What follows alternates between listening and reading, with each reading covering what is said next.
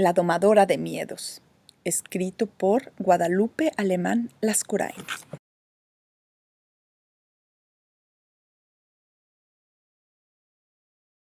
1. Un nuevo nombre. El 11 es un número raro. Se ve raro cuando se escribe con letras y todavía más cuando se escribe con números. Por eso, el instante en el que Emilia dejó atrás los 10 años, precisamente a las 3 de la madrugada de un sábado 4 de mayo, abrió los ojos, se felicitó a sí misma por haber sobrevivido a una edad tan sosa y decidió que no tenía por qué seguir siendo normal. Unas horas más tarde, el señor y la señora Gross entraron corriendo al cuarto de Emilia para cantarle las mañanitas y de paso poner en peligro la vida de su hija, depositando un pastel de merengue recién flameado sobre la colcha de nylon. Emilia no había pegado los ojos, pero tuvo la decencia de fingir que la acababan de despertar y que le fascinaba el olor a merengue chamuscado. Después de una ronda de abrazos y de clichés, eres toda una señorita. No puedo creer que ya tengas 11 años. Todavía recuerdo cuando te acunaba en mis brazos y cosas por el estilo. El señor Gross hizo la pregunta que Emilia había estado esperando. Emi, ¿qué vas a querer de regalo? Un nombre de verdad, contestó Emilia. Tenía toda la razón. Para sus papás era Emi. Para los gorilones de sus primos, Milli Vanilli y la mudita de atrás, para las niñas de la clase. Quienes, por cierto, habrían sido mucho más crueles si hubieran tenido un poquito de imaginación. Esos nombres de perro faldero le quedaban chicos ahora que las puertas de una edad extraña acababan de abrirse ante ella. Los papás de Emilia se miraron con enorme perplejidad. Ella no conocía la palabra perplejidad, así que tiempo atrás había bautizado esa expresión, cada vez más frecuente en el rostro de sus papás, con el nombre de Kele, primeras 5 letras de ¿qué le pasa a esta niña? Esta ocasión, el Kele duró más de lo acostumbrado, pero finalmente la señora Gross reaccionó para preguntar con mucha delicadeza. ¿Quieres llamarte María Emilia de la Encarnación, como dice tu acta de nacimiento? ¡No!, exclamó Emilia. O Encarnita, como tu prima segunda, quien casi es tu tocaya. ¿No te parece un bonito nombre? ¿A quién se le ocurre, mujer?, estalló el señor Gross. Si la niña engorda, le van a acabar diciendo Carnitas, como a la hija de tu prima Esther. ¿Y qué tal María? O Mari, sugirió la señora Gross. Emilia negó con la cabeza. En este país, 80% de las mujeres se llaman María, dijo el señor Gross. Seguro Emi quiere que la llamemos Emilia a secas, porque ya es grande. Tampoco, replicó secamente Emilia a secas, y no soy grande. Entonces, ¿cómo rayos quieres que te digamos?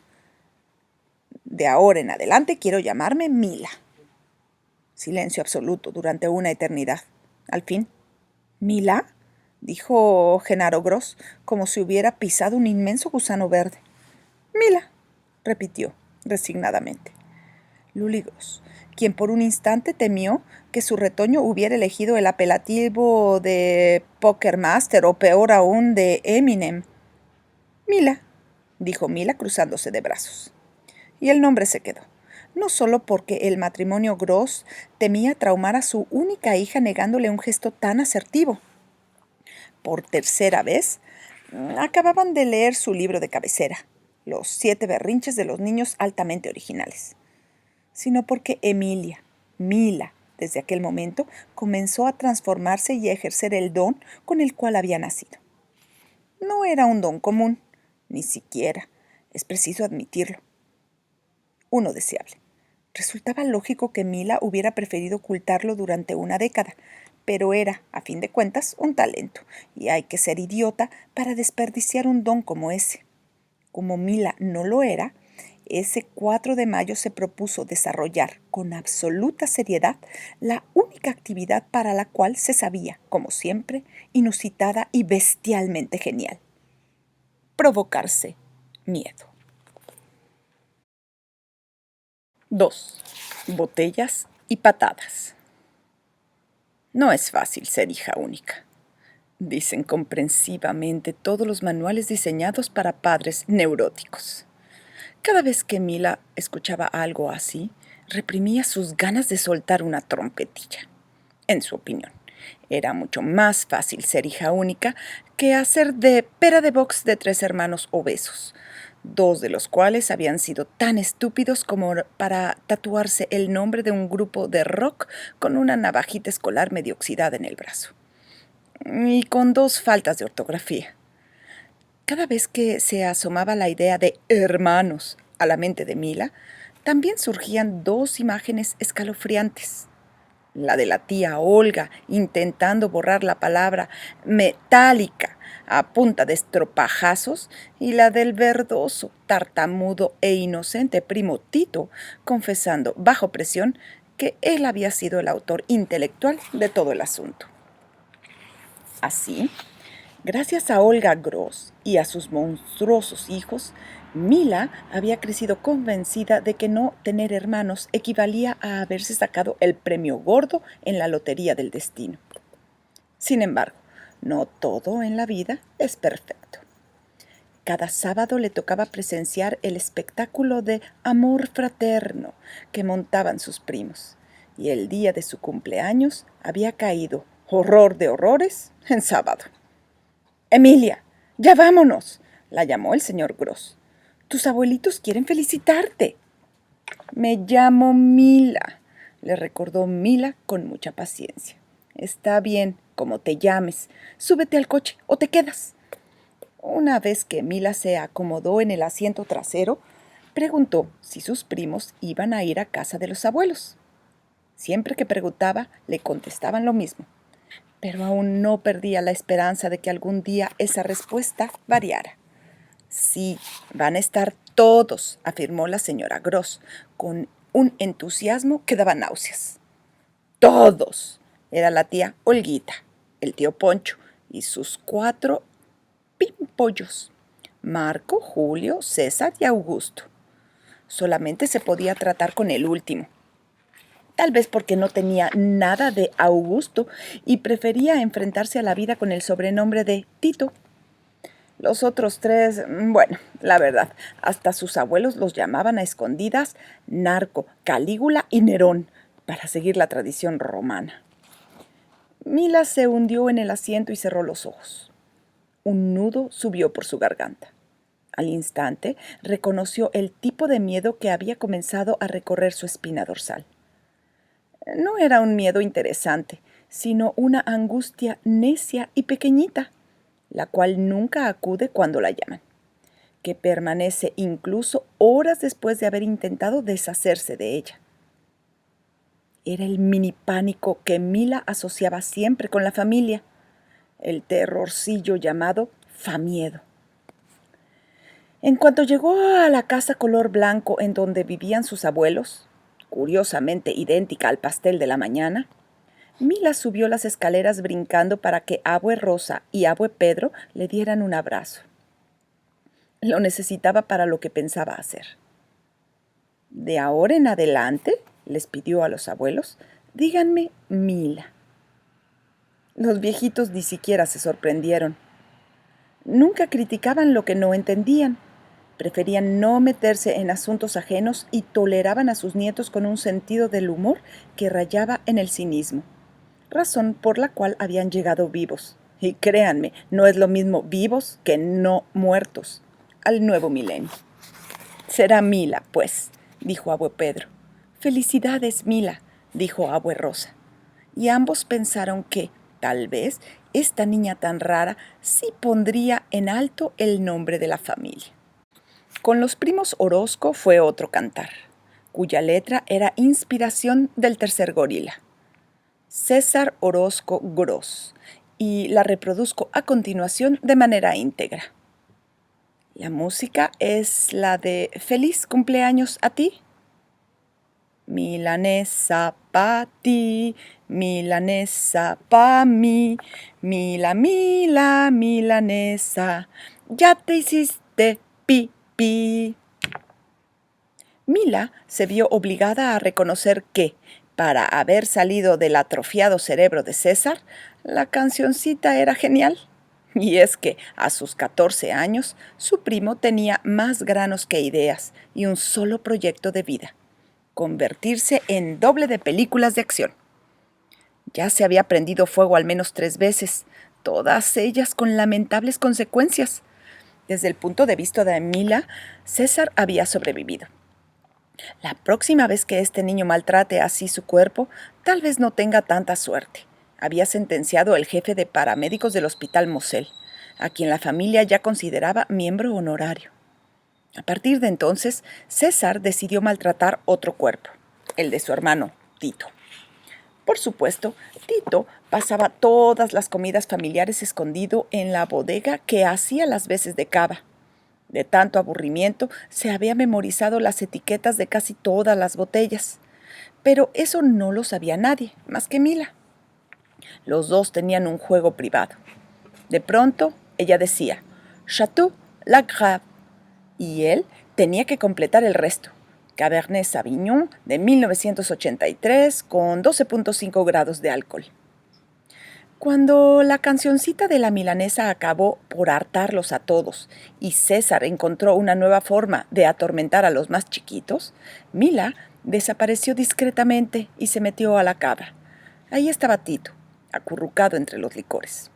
«Hola», dijo ella mientras tomaba una botella. «A ver, la chinchonera». «Aguardiente de vino de Chinchón», recitó Tito, envasado en España. 38.5 volúmenes de alcohol. Esa es facilísima. ¿No te harta estar aquí? Claro, pero ¿qué quieres que haga? Mis papás me mandan a jugar con mis hermanos y mis hermanos creen que jugar significa amarrarme a las jacarandas para ver si me pican los azotadores. Los abuelos insisten en que acuse a esos terroristas con mi papá, pero... Mila asintió suspirando. No hacía falta decir más. Tanto ella como Tito sabían que algo peor que volverse carnada de azotadores era convertirse en un soplón pegado a las piernas de los adultos. Y precisamente porque no había oportunidad de quejarse, pues Tito estaba obligado a jugar con sus hermanos y a sonreír en el proceso.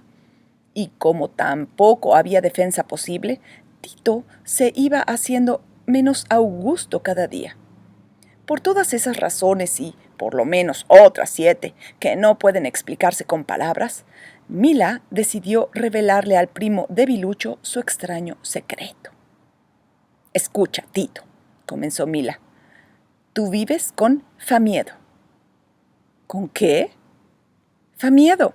Así se llama un miedo parecido a las moscas, porque es negro, chiquito y zumba alrededor de la cabeza una y otra vez. Le gusta rondar por el comedor cuando la familia se sienta a comer. Y así como le haces ¡úchale! A una mosca, intentas ahuyentar el famiedo sin darle mucha importancia, tratando de convencerte a ti mismo de que no hay por qué temerle a tu propia familia. Todos hemos sentido eso alguna vez. Yo lo sentí hace rato porque sabía que ellos se iban a burlar de mi nombre. Pero tú vives así, desde que te despiertas hasta que te duermes, y a veces en tus sueños hay un zumbidito latoso amargándote la vida.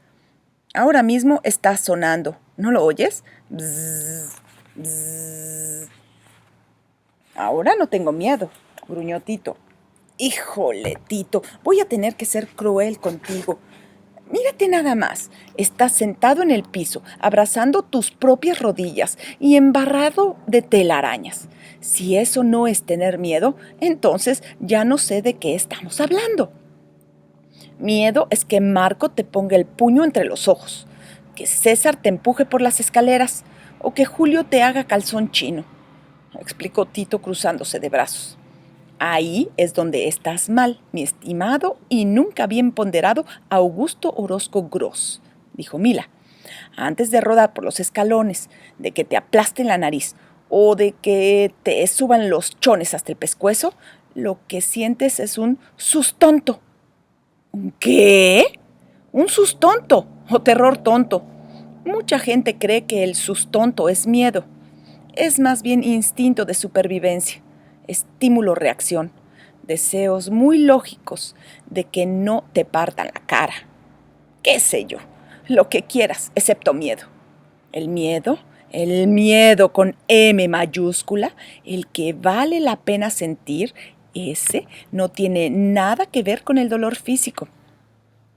Y al decir esto, la cara delgadita de Mila se iluminó de tal forma que Tito tuvo muchísimas ganas de esconderse en un rincón. Para su desgracia, ya estaba escondido en uno, así que solo pudo balbucir. Tienes muy estudiado el tema, Mila? No tienes idea de cuánto. Pero entonces, ¿dices que vale la pena tener miedo? No tenerlo, sentirlo, dejar que te invada cuando se lo pides, cuando has aprendido a controlarlo. El miedoso no sabe qué hace. En cambio, el dueño de su miedo es como el tipo del circo que mete la cabeza en la boca abierta del león. ¿Entiendes? La verdad, no.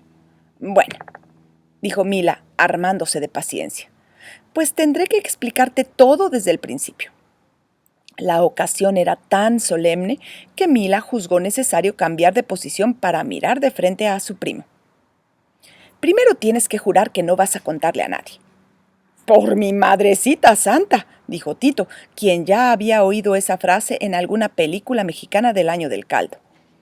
Mila no estaba muy segura de que la santidad de la tía Olga fuera suficiente para mantener a salvo su gran secreto, pero Tito parecía sincero. Así que comenzó a hablar con libertad. ¿Alguna vez te has despertado a media pesadilla con el corazón latiéndote a toda velocidad?, le preguntó a su primo. Muchas veces, contestó Tito. Bueno, continuó Mila, pues a mí me gusta sentirme así.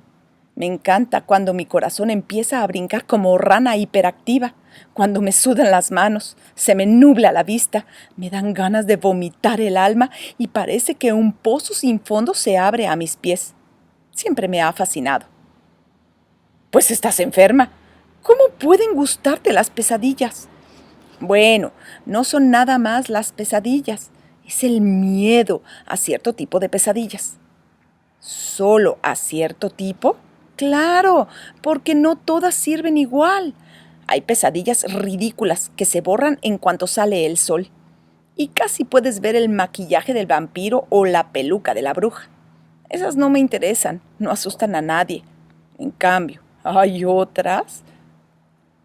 Creo que entiendo a qué te refieres, interrumpió Tito, algo preocupado de que las explicaciones de Mila le provocaran insomnio durante un mes. Me refiero a las pesadillas que no puedes platicar porque ni siquiera hay una historia que contar, continuó Mila, implacable. Las que no tienen monstruos ni arañas y que por alguna extraña razón se quedan contigo durante el resto del día, infectando la realidad. Las que son como una puerta a otro lado. Uf, esas sí dan miedo, aceptó Tito, estremeciéndose. ¡Exacto!, exclamó Mila triunfal. Pues ese es el miedo que yo cultivo. 1.000.000 de preguntas se agolparon en la mente de Tito, y como no supo por cuál comenzar, tuvo que escupir varias al mismo tiempo. ¿Cultivas miedo? ¿En serio? ¿Qué te pasa? ¿Estás loca? ¿Te das cuenta de lo que dices? ¿Tus papás saben?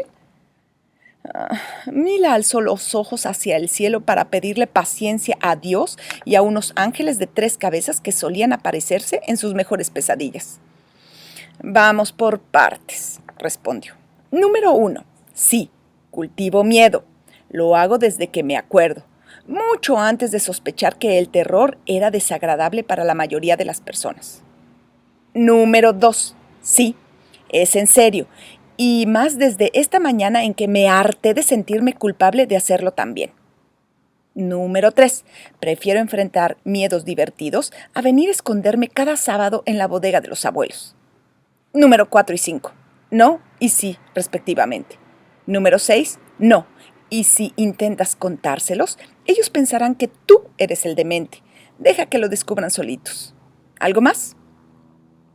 Tito volvió a abrazarse las rodillas con tanta fuerza que Mila se acordó de las cochinillas. Esos insectos chistosos que se hacen bolita a la menor provocación. El pobre primo estaba verde de puro famiedo, y sin embargo se atrevió a hacer una pregunta más. Se atrevió, de hecho, a formular la pregunta. ¿Por qué lo haces? ¡Ah! Exclamó Mila. Eso es lo más difícil de explicar. Hubo un silencio larguísimo, así como si el tiempo se hubiera congelado. Al fin, Mila volvió a hablar, y esta vez lo hizo en voz muy baja. Verás, comenzó. Cada vez que el miedo viene a mí, el mundo se hace más grande. ¿Cómo dices? El mundo se hace más grande. Imagínate, por ejemplo, que estoy en mi cuarto. Lo he visto 1.000.000 de veces. Ya no hay nada nuevo que explorar. Pero entonces descubro, desde cierto ángulo de mi cama, a la vieja silenciosa que se forma entre una viga del techo y el marco de la puerta. La vieja con arrugas de madera me mira de manera burlona, porque ha estado ahí mucho antes de que yo naciera y sabe todo acerca de mí. ¿Entiendes? Intento descifrar sus gestos y la sangre que corre a gritos por mis venas. Me obliga a ver más, a ver cosas que siempre estuvieron ahí, pero que solo el miedo puede hacerme reconocer. Así que, de repente, ya no estoy sola en mi cuarto. Hay algo o alguien conmigo. Y de pronto, las grietas del encino son ventanas por donde se cuelan presencias de quién sabe qué territorios ajenos. Así, todo mi cuarto parece atravesado por pasillos y puertas infinitas que conducen hacia mí. Cualquiera puede alcanzarme. Podría esconderme bajo las sábanas, como hace casi toda la gente, pero yo prefiero aprovechar esas grietas, no para dejarme alcanzar, sino para ir a lugares que no están en ningún mapa. Ya veo, susurró Tito. El mundo se hace más grande. Mila dejó que la información calara a Tito hasta los huesos. Luego dijo, hay otra razón. ¿De veras? Me gusta sentir miedo para no tener miedo. Es una especie de entrenamiento. Después de enfrentar noche tras noche al hombre del muro que vive en mi cuarto, nunca más he vuelto a temerle a tus hermanos, ni a los alacranes, ni a las niñas de mi salón. Los sustontos, por ejemplo, me dan muchísima risa. ¿Miedo a caerme de una bicicleta? ¡Ja! Eso no es miedo, es cobardía. ¿Tampoco te dan miedo las películas de terror? Rara vez son tan intensas como las que proyecto en mi cabeza. A esos miedos artificiales les puse necedades. Porque odio cuando alguien más decide qué es lo que debe asustarme. ¿Y cómo te va con el famiedo?, preguntó Tito. Todavía no lo domino del todo, admitió Mila, pero estoy trabajando en ello. Pues viene una buena oportunidad de practicarlo porque nos buscan allá arriba. Era cierto. Cuando Mila dejó de hablar, se oyó la voz nasal de la tía Olga. ¡Emi! ¡Tito! ¿A dónde se metieron estos niños? No sé, pero si no salen a que les dé el sol, se van a poner más amarillos y enfermizos de lo que ya están, gruñó el tío Poncho, quien estaba preocupadísimo, porque su hijo menor manifestaba señales claras de ser un desadaptado social. Un nerd, pues. Según el tío Poncho, su hijo Tito solo podría convertirse en un niño normal si recibía una dosis diaria de balonazos y patadas. Déjalos, Alfonso, intercedió Abuelrosa. No todos los niños tienen que ser deportistas. A lo mejor están leyendo cuentos. Mamá, no te metas, dijo la tía Olga. Lo menos que queremos es que el niño se ponga a leer y acabe convertido en un ratón de biblioteca. Nada más nos falta que acabe usando lentes de fondo de botella, añadió el tío, y la sola idea le dio tanta repulsión que comenzó a rugir con verdadera urgencia. ¡Augusto! ¡Sube inmediatamente! Tus hermanos quieren que juegues fútbol americano con ellos. Tienes 3 para salir de donde quiera que te hayas embutido. 1, Ni hablar, ya valí gorro, suspiró Tito, levantándose del piso con tal expresión de dolor que, de pura solidaridad, varios vinos que había en la bodega se agriaron al instante. ¿Dos? Para cuando el tío pronunció el fatídico ¿tres?, Tito ya estaba cuadrándose ante los gorilas. Jamás había sido su fuerte decir no. ¿Ya te cansaste de jugar a las Barbies con la milanesa?, lo recibió Julio. Yo no, comenzó a responder Tito y se puso colorado. Es que yo... La escena era tan patética que Mila se sintió obligada a hacer algo. Sí, ya terminamos de jugar a las Barbies, le contestó sarcásticamente. Gracias por prestárnoslas, Julio. A ver si el próximo sábado te traes al Ken manicurista que tienes escondido debajo de tu colchón. Prometemos no maltratarlo. ¿Qué?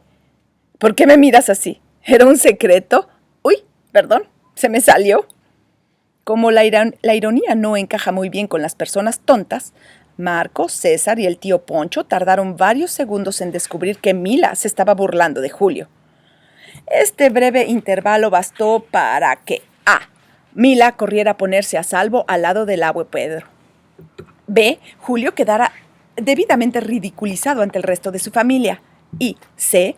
Tito probara por primera vez en su vida la dulce miel de la venganza. Sin embargo, a la hora de jugar fútbol americano, porque Tito no iba a librarse tan fácilmente de esa tortura, por supuesto, los primates traían más filo que de costumbre. Bien resguardada detrás del pretexto de que las niñas son más delicadas, Mila pudo zafarse del partido para analizar la masacre desde la barrera. Y vaya que fue una masacre. No hacía falta ser experto en deportes para descubrir la estrategia detrás del juego. Julio era el encargado de lanzar el balón de forma que Tito pudiera alcanzarlo. Si por alguna razón él perdía el balón, lo de alguna razón puede y debe sustituirse con la frase su legendaria torpeza, entonces César se las arreglaba para volver a ponerlo entre las manos de su hermano menor. Esto, sobra aclararlo, no tenía nada que ver con la generosidad.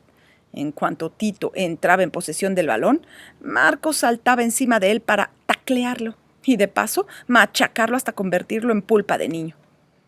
Al cabo de 10 minutos de recibir unas palizas capaces de hacer llorar al increíble Hulk, Tito optó por alejarse lo más posible del balón y no ponerle un dedo encima ni de casualidad. Entonces recibió otro tipo de paliza, la cual no resultó menos dolorosa o humillante por ser a distancia. Su papá, quien había estado siguiendo el juego con un interés malsano, comenzó a gritarle ¡gallina! Y que se aventara por el balón como los machos.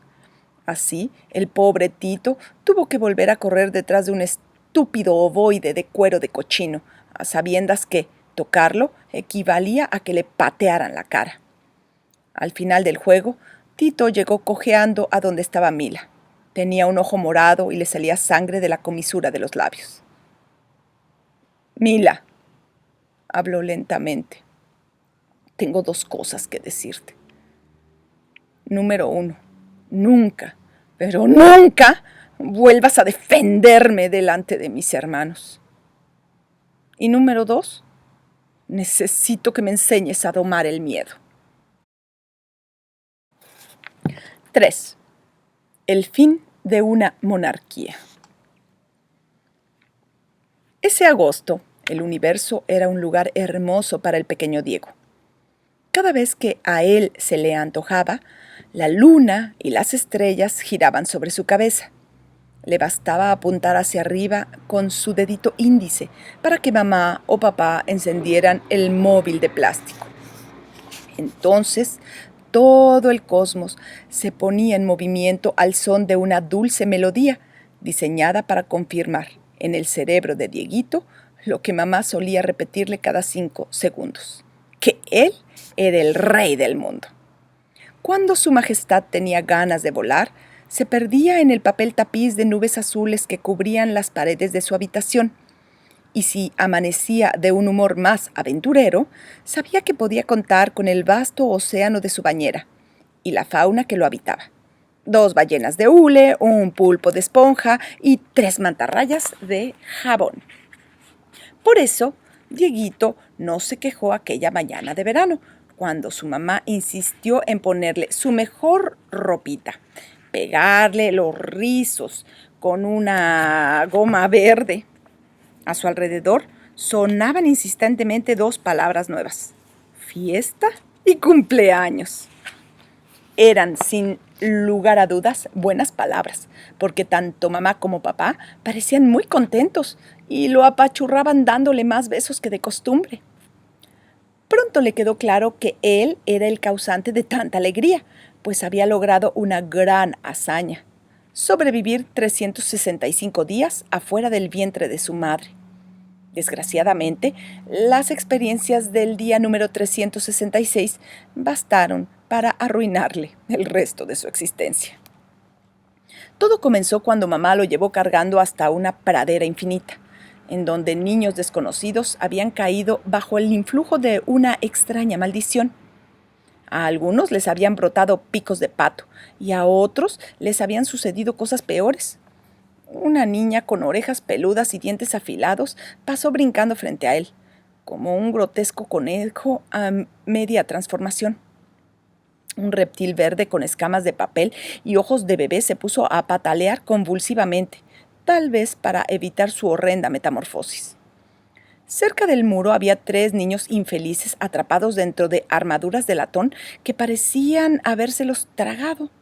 Cada vez que, de pura desesperación, alguno intentaba arrancarse la cabeza, la mamá se acercaba blandiendo la temible cinta adhesiva para pegársela nuevamente. Diego intentó averiguar qué estaba pasando, pero, para variar, mamá y papá malinterpretaron cada una de sus preguntas. «Agú, agú», remedó mamá estúpidamente. «Al bebé le gusta la fiesta». «Uy, sí, la hermosa fiesta. ¿Te gusta tu fiesta de disfraces, bebé?» «¿A que sí? ¿A que sí? Mi tiquito pechocho. Vamos a ponerle su disfraz de Catalinita al lindo tiquito». El disfraz de Catalinita era un inmundo chaleco de fieltro rojo con manchas blancas. Y Diego no tenía ninguna gana de convertirse en insecto. Todas las mamás parecían muy contentas y balbuceaban entre ellas la palabra Catarina. Pero por primera vez en su corta existencia, Diego comenzó a desconfiar de la alegría de las madres.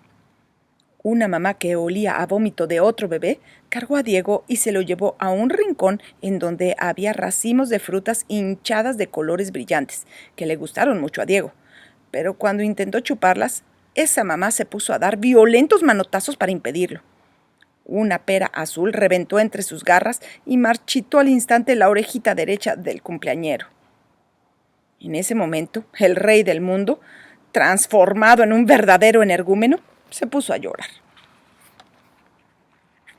La mamá tonta creyó que podía hacerlo callar si lo levantaba en vilo. ¿O lo haría para descubrir si las alitas de fieltro le ayudaban a vencer la gravedad?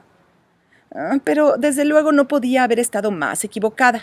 Cuando vio la pradera desde arriba, Diego descubrió algo que lo puso todavía más nervioso. El planeta extraño era su propio reino. Allí estaba la alfombra en la cual solía gatear tranquilamente, creyendo que los árboles siempre iban a ser árboles, que el agua de la fuente siempre lo iba a mojar y que el pasto nunca iba a perder su sabor amargo. Y de pronto, todo había cambiado. Los niños eran animales, los muros se habían echado para atrás, la fuente estaba cubierta de frutas ruidosas y de los árboles colgaban papelitos rotos que su papá llamaba basura cuando los veía en el suelo. Para colmo de males, mamás de todos tamaños invadían su territorio. Pellizcaban sus cachetes y se sentían con derecho a tratarlo de la misma forma en que él trataba a los avioncitos de juguete. Todos esos cambios inexplicables ameritaban un berrinche majestuoso, de modo que Diego siguió bramando hasta que se le acabaron las lágrimas. No contaba con que la mamá original, la suya, claro está, en ese preciso momento iba a decidir zambutirle una asquerosísima papilla de pollo con espinacas. Es que tiene hambre, explicaba la mamá de Uñas Asesinas, alias Doña Garra.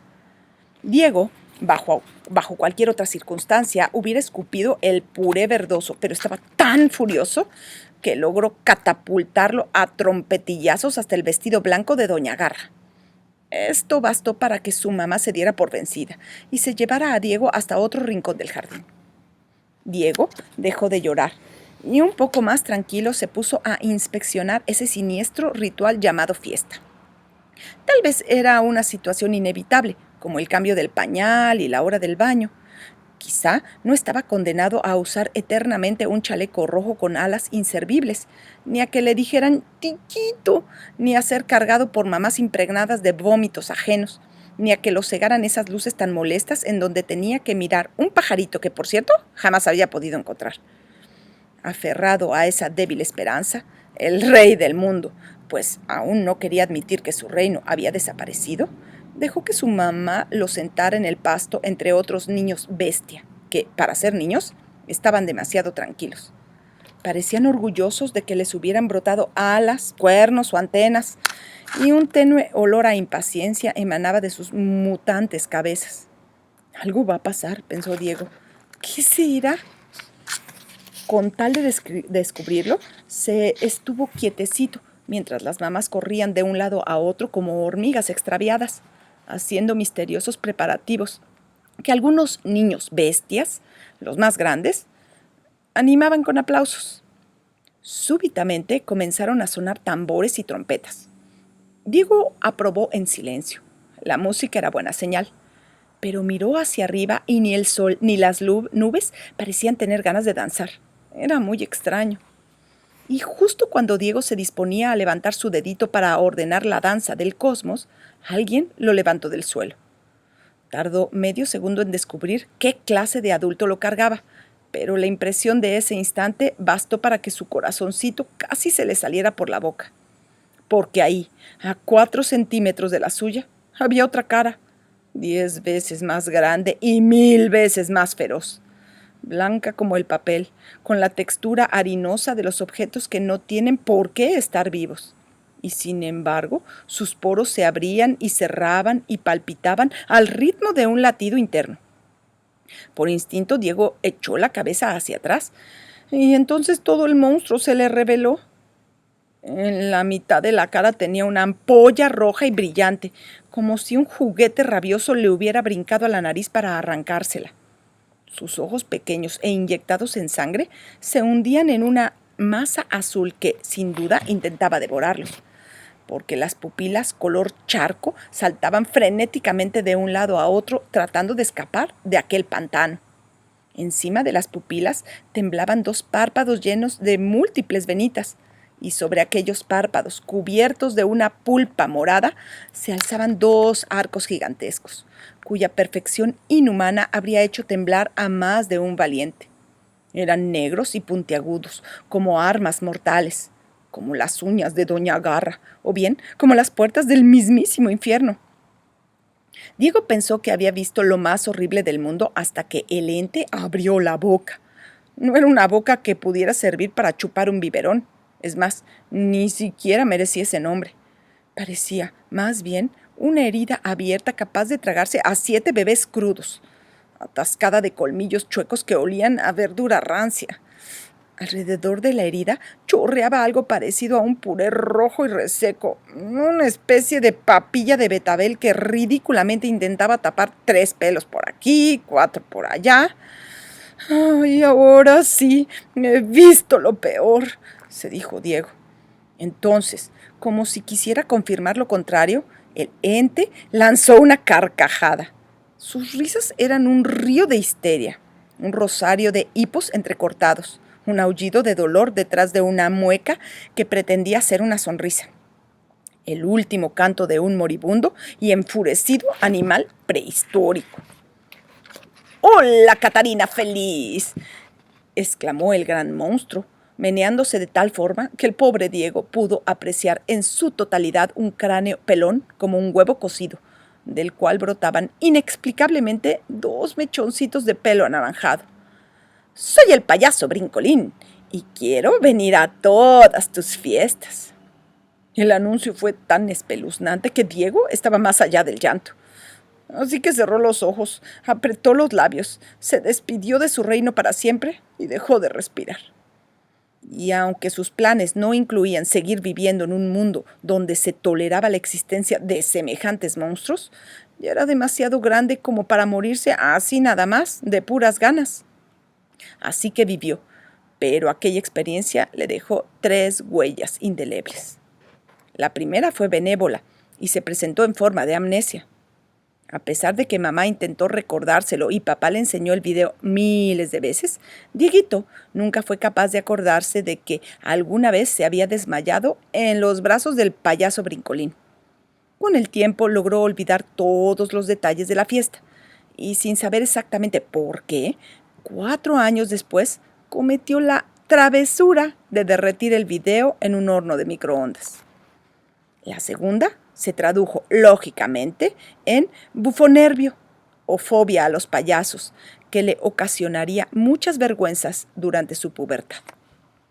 A sus 11 años seguía dando rodeos de 4 cuadras con tal de no pasar cerca de la arlequín que vendía globos, debilidad que sus amigos acabaron por descubrir. Ninguno se atrevió a burlarse de él. Diego era demasiado peligroso en ese entonces.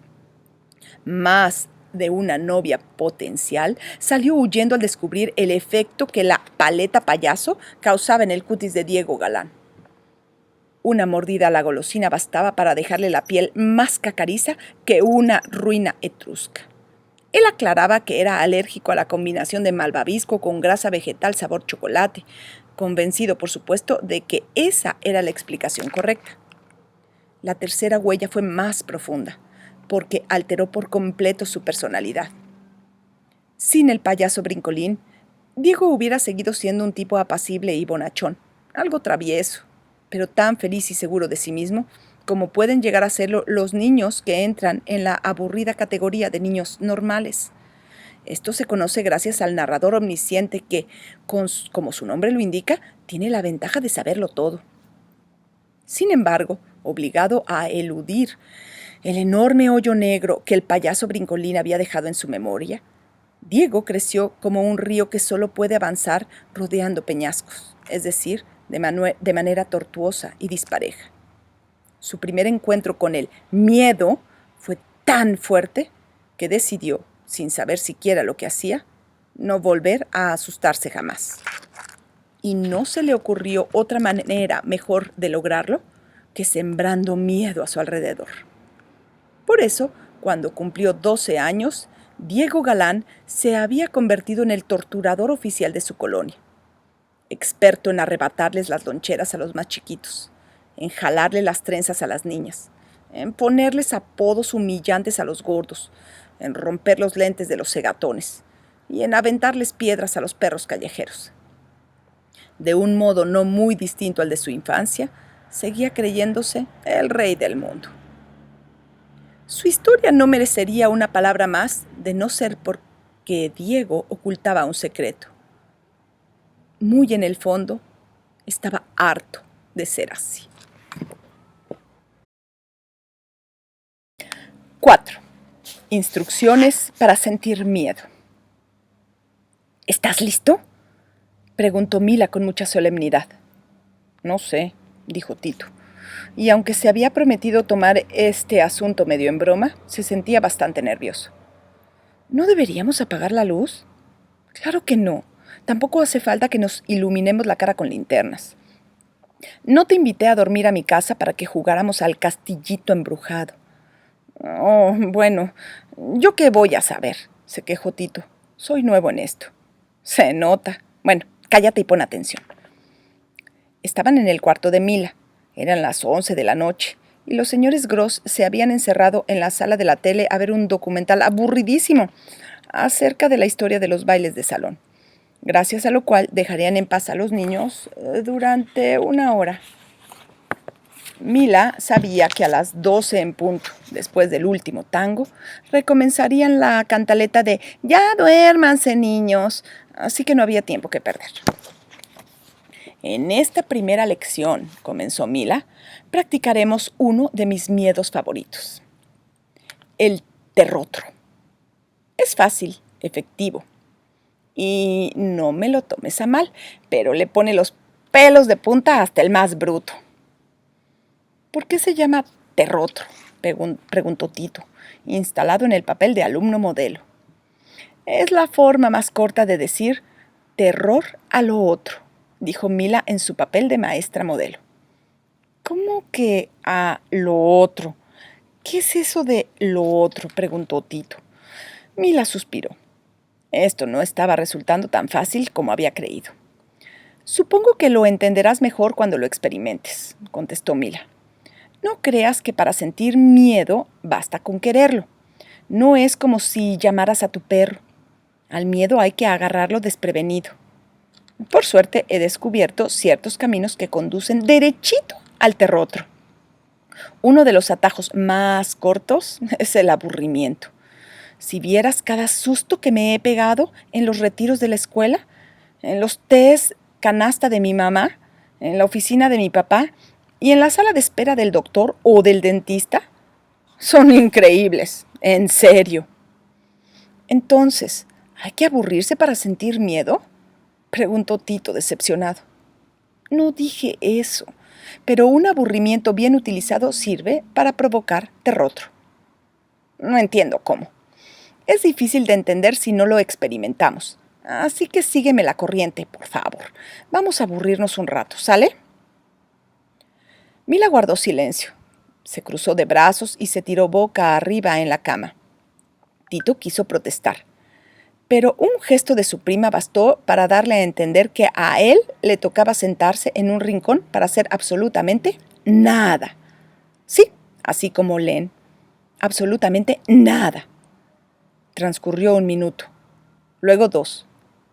Al cabo de 5, Tito estaba más aburrido que un ostión paralítico en un vaso de agua limpia, que un burócrata solitario clasificando clips, que una gacela hiperactiva condenada a escribir 1.000.000 de veces «No correré por la pradera», que un radioescucha compulsivo durante la hora nacional, que, bueno, ustedes me entienden. Por fin, Mila comenzó a hablar. Sus palabras rodaron lentamente fuera de su boca, tratando de alterar lo menos posible el silencio que se había instalado en la habitación. Imagina que no estoy hablando, dijo.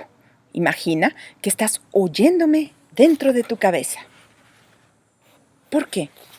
Porque sí, caramba. ¿Quieres hacer esto bien o no? Tú me estás dando miedo, gruñó Tito, malhumorado. No uses palabras que no conoces, replicó Mila, todavía más malhumorada. Ahora concéntrate. Imagínate que no estoy aquí. Estás solo y no puedes salir del cuarto. No hay libros, no hay tele, ni siquiera un reloj para que te aferres a sus manecillas. No puedes hacer nada, excepto tal vez mirar hacia la pared. Sí, hacia esa pared. Mírala en serio, porque apuesto a que nunca antes la habías mirado. Pero aguas, si intentas encontrar algo en ella, ahuyentarás el miedo. No busques, no pienses, no intentes nada. Deja que las cosas te sucedan a ti. En el fondo, Mila no estaba muy segura de que su método funcionara en alguien más, y justamente por eso le urgía averiguarlo. Si Tito se asustaba igual que ella, eso quería decir que quizá no estaba tan equivocada o tan loca. No le gustaba confesárselo a sí misma, pero a veces, solo a veces, deseaba volver a ser Emilia y buscarse un pasatiempo más convencional, como criar hámsters o peinar muñecas. Por favor, Tito, pensó Mila con todas sus fuerzas. Por favor, ábrete. Hubiera querido explicarle a su primo que, para sentir miedo, hay que ser, extraña paradoja, muy, muy valiente, soltar las amarras y dejar de vivir a la defensiva. No pudo explicárselo por la simple y sencilla razón de que ella tampoco lo tenía muy claro. Así como otras niñas poseían una facilidad innata para cantar, dibujar o bailar ballet, Mila había nacido con facilidad para el miedo. Lo convocaba de manera natural, sin tener que analizarlo demasiado, y por eso le resultaba muy difícil hablar de ello con alguien más. Por favor, Tito, volvió a pensar Mila. Ahí viene, no lo dejes pasar. Y justo en ese instante, como si la telepatía imaginaria de Mila hubiera funcionado, Augusto Orozco Gros, quien siempre había vivido más tenso que una cuerda de violín, tuvo un extraño brote de confianza y bajó la guardia para dejarse impregnar por su entorno. En otro momento, algún narrador hubiera dicho, más le hubiera valido no hacerlo. Y quizá tendría razón. Este narrador, a pesar de saberlo todo, no está muy seguro de ello. Al principio no pasó nada. La pared blanca era solo eso, el paisaje más monótono del universo. Pero poco a poco, a fuerza de mirarla con los ojos neutros de quien se está aburriendo, la textura del muro empezó a revelar su secreto, y las viejas humedades, muy tenues, casi imperceptibles, se organizaron para que el prisionero del Tirol pudiera asomar su triste cabeza una vez más.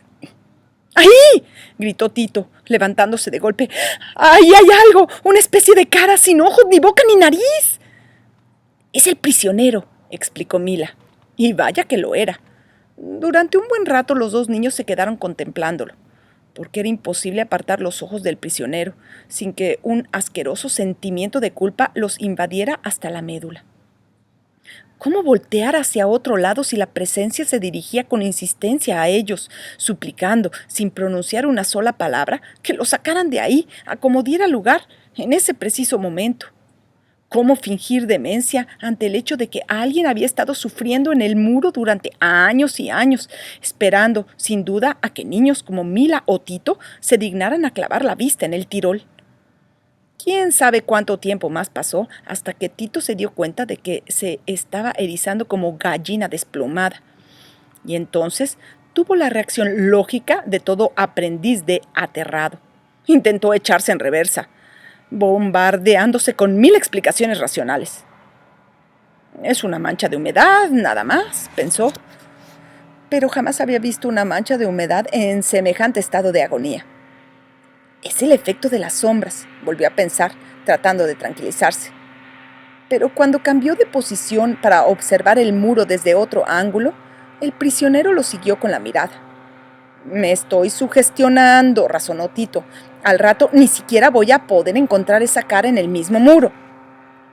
Y cuando abrió los ojos, después de hacer un breve experimento, cerrarlos para pensar en cosas divertidas como su próximo viaje a Disneylandia y el acné de su hermano César, el prisionero reapareció para fulminarlo con la expresión de mártir.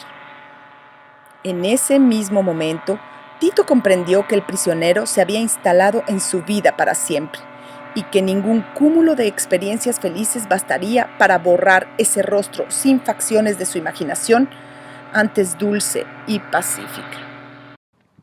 Un segundo más tarde, intuyó también que a partir de esa noche estaba condenado a descubrir más presencias ocultas en otros muros, en otras alfombras, en otros árboles, que toda la materia inanimada estaba habitada por distintos seres ávidos de atención. Decirles buenos o malos era tan absurdo como llamarlos fantasmas. Resultaba imposible juzgarlos según las categorías humanas, y por eso mismo resultaban espeluznantes. Simplemente eran lo ajeno, lo otro. Así que esto, dijo en voz alta, es el terrotro. Mila asintió, todavía con la mirada fija en el prisionero. Aunque ya era un viejo conocido para ella, todavía poseía la capacidad de hacerla sentir como una intrusa dentro de su propio cuarto.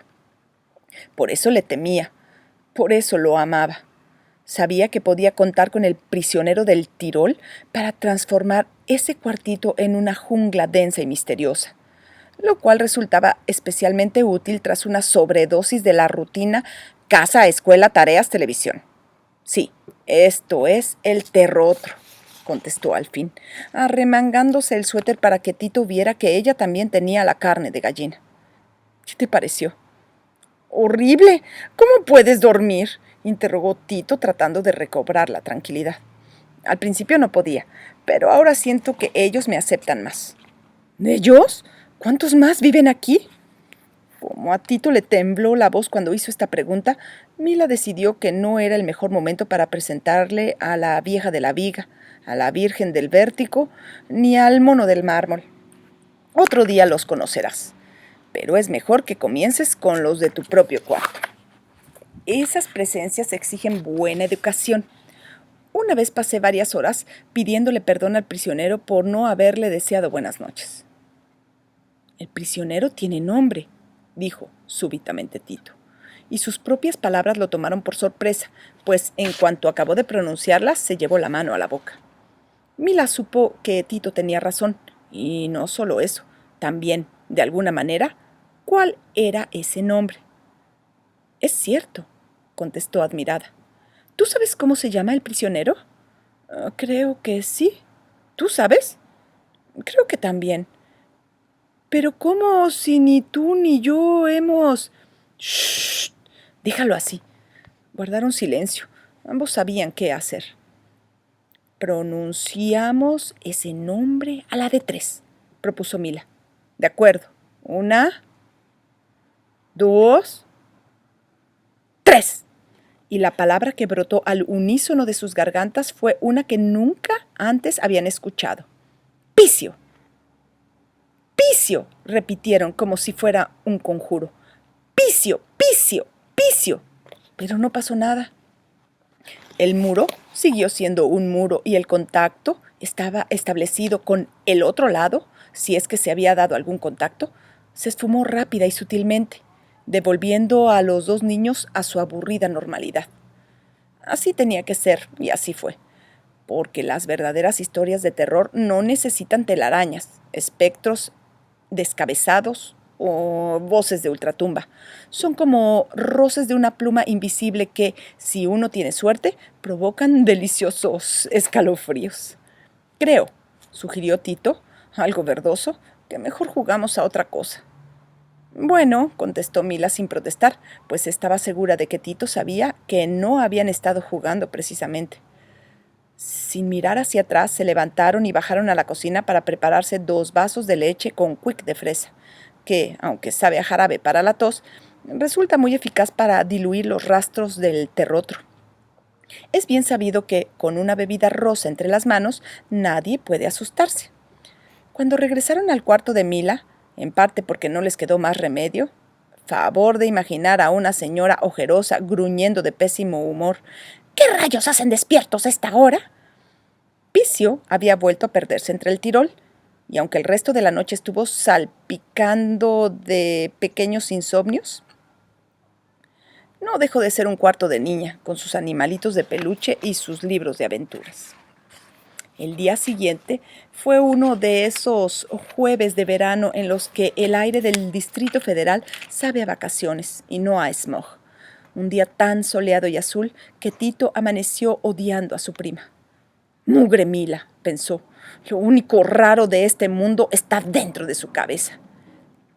Pero aquella misma tarde, cuando su hermano César lo agarró desprevenido detrás del cubo de la escalera y le metió el pie para hacerlo tropezar, Tito notó una extraña ausencia en su interior. El sustonto y el famiedo, que solían revolverle el estómago, habían desaparecido.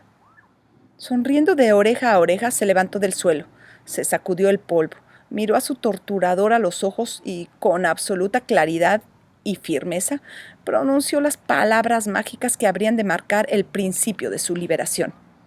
«César, vete al infierno». E inmediatamente, aprovechando el desconcierto del goricolón, agregó: «Y cuando estés por allá, devuélvele al diablo los granos purulentos que excavó en tu repugnante cara».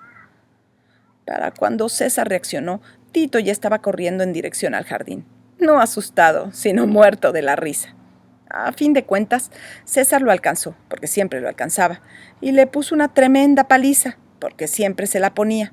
Pero en esta ocasión, Tito supo que él había salido victorioso. Mila tenía razón. Después de la mirada sin ojos del prisionero del Tirol, los raspones de cada día eran como para morirse de risa. Y pensándolo bien, los insultos de César sonaban tontísimos. Parecía increíble que, en 14 años de ejercer el noble arte de humillar al prójimo, A su hermano no se le hubiera ocurrido nada mejor que decirle enano o mariquita. Mucho más feliz de lo que se había sentido en muchos años, desde la huelga de maestros en su escuela, Tito corrió al teléfono, se sentó y marcó el número de su prima. Sostuvo con ella la siguiente conversación mientras, con singular alegría, se untaba mertiolate en las heridas más aparatosas. «Mila, soy yo. Solo hablo para darte las gracias. ¡Funciona! Lo del terrotro funciona. Oye, ¿podrías hacerme el favorzote del tamaño del mundo?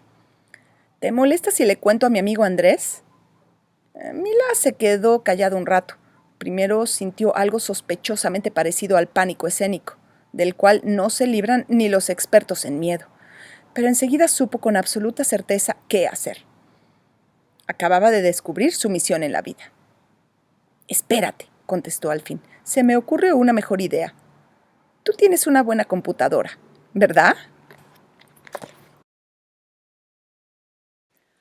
Patas sobre la piel. Verónica era, según sus papás, sus maestros y todos los adultos que alguna vez habían hecho el intento de educarla, lo que se conoce como una niña difícil. ¿Difícil para qué?, se preguntaba Verónica, confundida. Y enseguida se imaginaba a todos esos adultos rascándose la cabeza alrededor de una mesa repleta de fragmentos de niña, como si ella fuera un rompecabezas de 100.000 piezas impreso por los dos lados. Cuando estaba de buen humor, también se ponía a imaginar a su papá gruñendo debajo del bigote. ¿A quién se le ocurrió comprar a esta niña, habiendo tantas otras? Porque, aunque Verónica no había sido comprada, sí había sido adoptada. A ella el asunto no le preocupaba demasiado, excepto cuando lo de niña difícil salía a relucir y le daba por pensar que los orfanatorios deberían de clasificar a los niños por grados de dificultad, como a los juguetes o a los libros. Incluso había inventado algunas clasificaciones: Bebé-Matic, ideal para principiantes; Bebé estándar, para los padres que aman los retos; y Bebé Super Complex, solo para expertos.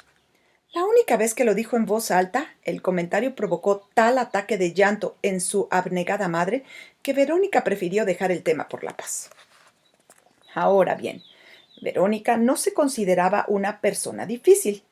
Tenía buenas amigas, era razonablemente feliz y cumplía con las obligaciones de cualquier niña de 10 años. Es más, de vez en cuando la decepcionaba que su condición de hija adoptada no hubiera traído el megapaquete de traumas interesantísimos que sus amigos, sobre todo los adictos a las telenovelas, esperaban encontrar en ella.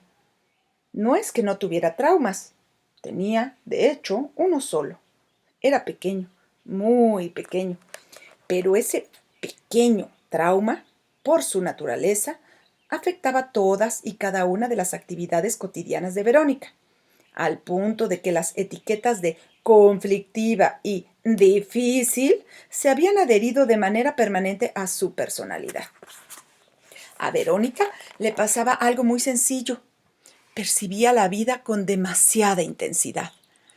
Estaba hiperconsciente de su propia vida, lo cual era muy bueno, pero también de la que poseían todos y cada uno de los organismos que pululaban a su alrededor, lo cual, en definitiva, era muy malo.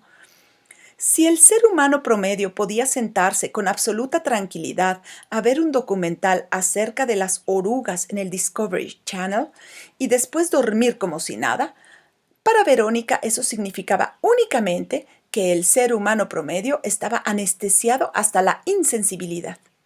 Si la gente comía ostiones sin convulsionarse del asco, para ella eso solo significaba que la gente merecía comer moluscos y cosas peores.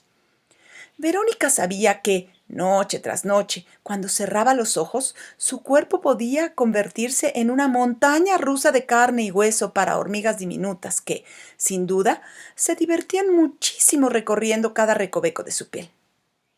A veces odiaba a las hormiguitas y otras no, dependiendo de cómo se encontraba su nivel fluctuante de alerta biológica. Pero invariablemente sentía las patitas en sus poros.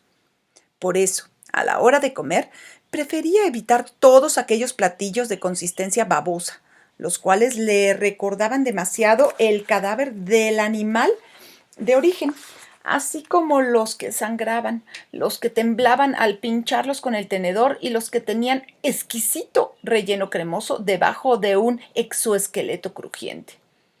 Cuando nadie supervisaba su alimentación, Verónica subsistía gracias a los alimentos ricos en vitamina CH, tan alejados de la vida, como puede estarlo un puño de clavos.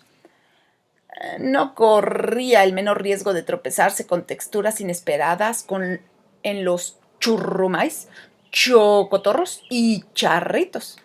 Por eso, cuando iba a Acapulco y su papá la obligaba a meterse al mar, debía hacer un esfuerzo sobrehumano para imaginarse que no estaba nadando en un caldo primigenio saturado de gelatinas vivientes, de vegetales lamosos que aprovechaban la oscuridad para enredarse en sus piernas y de peces invisibles cargados de malas intenciones.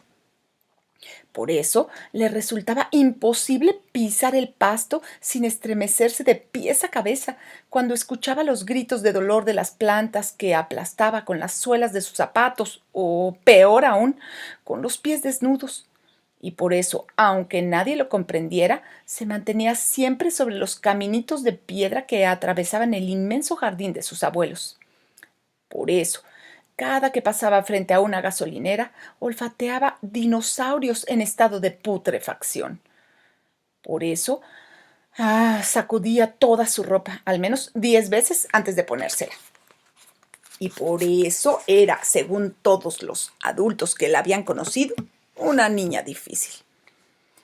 Como Verónica ya había aprendido a resignarse a cargar con esa etiqueta, su extraña existencia habría seguido transcurriendo de manera normal, es decir, anormal, aunque toda anormalidad rutinaria pasa a formar parte de lo cotidiano. Si no hubiera sido porque una noche sus papás tomaron una pésima decisión. Algunos muros parecen adelgazarse en momentos clave de la vida. Así sucedió con el que estaba entre el cuarto de Verónica y el de sus padres adoptivos. No podemos seguir haciéndonos tontos, decía el papá. Hay que tomar medidas más serias antes de que esto se vuelva insostenible. Esto, sabía Verónica, era ella. Hondo suspiro de la mamá. Tienes razón, contestó. Haré una cita con el doctor Lucas para la próxima semana. ¿Y quién se lo dice a Vero? ¿Tú? No, tú. A mí me tocó explicarle que íbamos a ir de vacaciones al mar. Sí, pero yo le preparo el lunch todos los días. Verónica no quiso escuchar más. Ya poseía suficiente información como para preocuparse. El doctor Lucas era el psicólogo de su primo Carlitos y según los espectaculares del periférico era inventor de un método infalible para corregir a niños conflictivos, curación en 6 sesiones o la devolución de su dinero, garantizado. Carlitos, quien, por cierto, se daba cabezazos contra la pared nada más por deporte, había comenzado a fumar a los 6 años y se había escapado de su casa al menos 3 veces. Ya no era un niño difícil, sino un delincuente juvenil en potencia, pero había una línea muy delgada entre difícil y psicótico, y el encargado de medir esa línea era nada más y nada menos que el famosísimo doctor Lucas, el azote de los alienados. Ahora sí estoy en problemas, se dijo Verónica. A la mañana siguiente se vio obligada a escuchar el típico discurso que echan los padres para convencer a los niños de que hagan cualquiera de las cosas que ellos mismos no harían ni de broma. Ya saben a cuál me refiero. Al que termina con la estocada maestra de «es por tu propio bien». Y, por su propio bien, Verónica se vio obligada a asistir días más tarde al consultorio de un pelirrojo bigotudo con cara de pocos amigos. Después de barrerla de arriba a abajo, el tipo le hizo varias preguntas idiotas. La puso a jugar con cubos de colores como si tuviera 5 años y le pidió que dibujara en una cartulina lo que a ella se le antojara. No se me antoja dibujar, se dijo Verónica. Se me antoja estar en mi casa viendo televisión. pero enseguida pensó que precisamente esa era la actitud de una niña difícil, así que mejor se calló la boca y se puso a trabajar con las crayolas. Oh, sí, pensó mientras dibujaba furiosamente. Soy manejable como un corderito, un triciclo con llantotas o un carro de supermercado. En cuanto terminó su dibujo, una abstracción geométrica en azules, morados y verdes, le pasó la cartulina al doctor Lucas y esperó su reacción. «Mmm», hizo el doctor Lucas, al mirar el mosaico de crayolas como si en él se encontrara la salvación de la humanidad. «Mmm», al tercer «mmm», cuando Verónica estaba a punto de aventarle a la cabeza un enorme pisapapeles en forma de camisa de fuerza, el doctor Lucas arrugó la cartulina, la tiró al bote de basura, puso los brazos en jarra y frunció el ceño. «¡Basta de ñoñeces!», gritó. Verónica tuvo ganas de aplaudir. Ella también pensaba que los cuestionarios y los dibujitos solo eran ñoñeces. «Sígueme por aquí». La voz del loquero volvió a retumbar cuando le abrió la puerta de una pequeña sala. «¿Alguna vez has escuchado hablar sobre la terapia de choque?». Verónica negó con la cabeza. «¡Qué bueno!». En cuanto Verónica puso un pie dentro de la salita, intuyó que algo terrible iba a sucederle, en parte porque el doctor Lucas estaba frotándose las manos como villano de caricatura, y también porque los vellitos de su nuca se habían erizado de golpe. Ahora eran cientos de uñas en posición de ataque. «No, no quiero», balbuceó Verónica. «¿No quieres qué?», gruñó el doctor Lucas. «Ni siquiera sabes qué vamos a hacer». «Ni quiero saberlo», pensó Verónica sin decir nada. Y de nuevo, con tal de que el loquero no repitiera el maldito diagnóstico de niña difícil, ignoró su sentido común y se dejó conducir hasta una mesa arrinconada en la sala, a pesar de que estaba más rígida que un robot artrítico en una tormenta de nieve. Sobre la mesa había un aparato cubierto con una franela, y el doctor le indicó que se parara frente a él. En cuanto Verónica obedeció, el loquero hizo un gesto teatral. Gritó «¡Tarán!» y retiró la franela. Debajo de la tela había un microscopio. Por instinto, Verónica se hizo hacia atrás como vampiro ante un espejo. Y eso que solo tenía una leve idea de todo lo que le esperaba. «Asómate», le ordenó el doctor Lucas. «Tengo una sorpresa para ti». Verónica volvió a obedecer y se asomó. Entonces comenzó a temblar hasta que los dientes le castañaron. Por primera vez en su vida descubrió algo que aniquiló para siempre el modesto oasis de paz al que se había aferrado en un mundo grotescamente sobrepoblado de seres traicioneros, babeantes y resbaladizos. Descubrió, para decirlo en 3 palabras, la vida microscópica.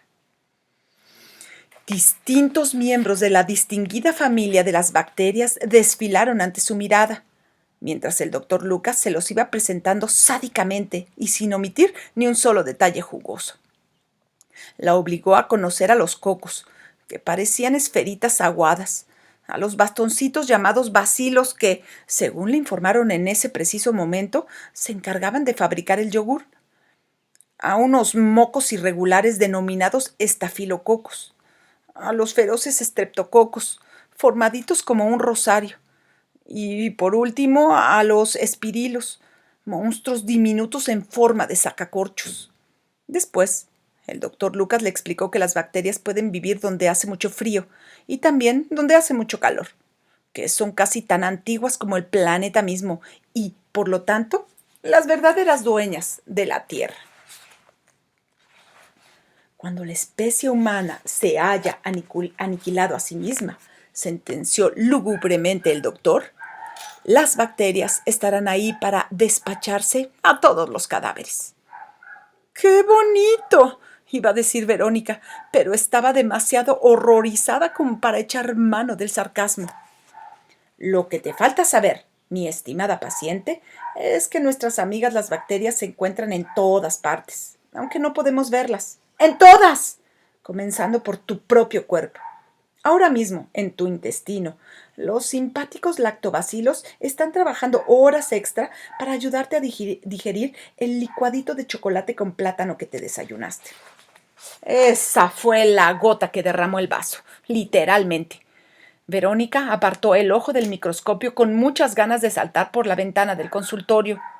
¿A quién se le ocurre poner un consultorio para lunáticos en el 11º piso? Pero en lugar de saltar, se puso a vomitar ruidosamente el ya mencionado licuadito de chocolate con plátano. Mientras se limpiaba la boca, para nada la avergonzaba haber ensuciado la alfombra, pensó que su pequeño trauma acababa de convertirse en una carga imposible de sobrellevar, porque ahora, gracias a los lentes mágicos del doctor Lucas, las superficies seguras habían dejado de existir. El metal, el papel, la cerámica, el vidrio, el cemento y hasta el mismo plástico, antes tan serio, tan pulido, tan ridícula y tranquilizadoramente artificial, albergaban bichos invisibles que parecían hervir en silencio día y noche, nutriéndose y multiplicándose debajo de sus propias narices. No, peor todavía, en sus propias narices. Ella misma, quien había vivido más o menos tranquila, creyendo ingenuamente que podía escoger con qué forma de vida relacionarse, era pasto cotidiano de bacilos, lactobacilos, cocos, estreptococos, ácaros del polvo y 1001 horrores más. Sus poros tenían más habitantes que el Distrito Federal.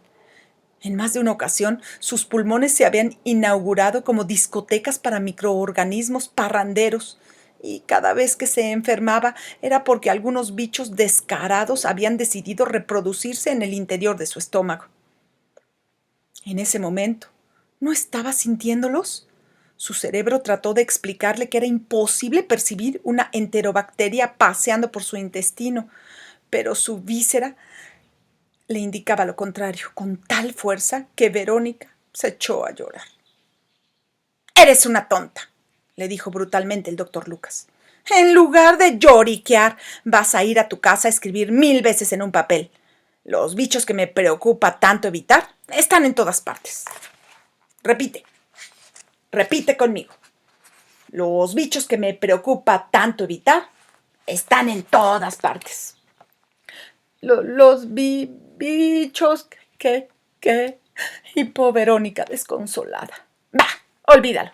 Escríbelo en tu casa y trae la tarea para la próxima sesión. Si haces las planas correctamente, pensando en lo que escribes, la próxima vez que nos veamos estarás lista para besar lombrices y apreciar el delicado sabor de los gusanos de maguey. Eso te lo aseguro. ¡Ni muerta!, exclamó Verónica de pronto, más furiosa que asustada. «Mira, niña», dijo el doctor Lucas, «en mi opinión profesional, tienes dos opciones. O se te quita lo mañosa y aprendes a vivir con el hecho irrefutable de que la diversidad biológica no existe nada más para fastidiarte a ti, o te encierras en una burbuja de cristal de aquí a que te mueras de aburrimiento. Tú decides». Verónica no contestó. A fin de cuentas, la sesión sí había servido para enseñarle una lección valiosísima. Hay adultos imbéciles, y los niños están en todo su derecho de mandarlos a freír espárragos. Además, sabía que el doctor estaba muy equivocado. Había una tercera opción para ella. Nunca antes la había considerado, porque ciertamente era extraña, pero ante la perspectiva de tragar gusanos o de volver a escuchar la voz del odioso doctor Lucas, resultaba una tabla de salvación muy lógica. La tercera opción era hacerle caso al letrero. El letrero era un volante impreso en papel amarillo fosforescente que Verónica había recogido del suelo a la salida de su clase de ballet. Al principio sospechó que se trataba de una broma, pero de todas formas se lo había llevado a su casa, y ahora deseaba con toda su alma que no lo fuera. Una de las caras del volante decía así: ¿Tienes miedo? ¿No sabes qué hacer con él? Entonces habla al 53 44 87 90. Pregunta por Mila. Adultos, favor de abstenerse. Del otro lado del volante había un mensaje todavía más extraño. Se regalan terrores interesantes a personas aburridas. Habla al 53 44 87 90. Pregunta por Mila. Adultos, favor de abstenerse.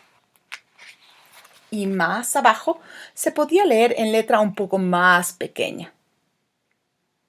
Si tu miedo es muy original, no dejes de llamar.